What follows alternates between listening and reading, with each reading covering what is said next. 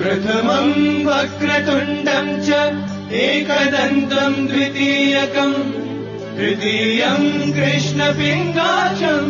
गजवक्त्रम् चतुर्थकम् लम्बोदरम् पञ्चमम् च षष्ठम् विकटमेव च सप्तमम् विघ्नराजेन्द्रम् धूम्रवर्णम् तथाष्टमम्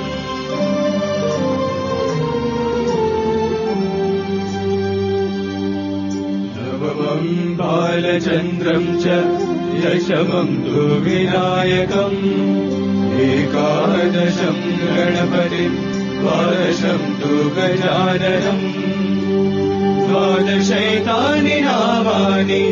त्रिसन्ध्यम् यः पठे नरः न च विघ्नभयम् तस्य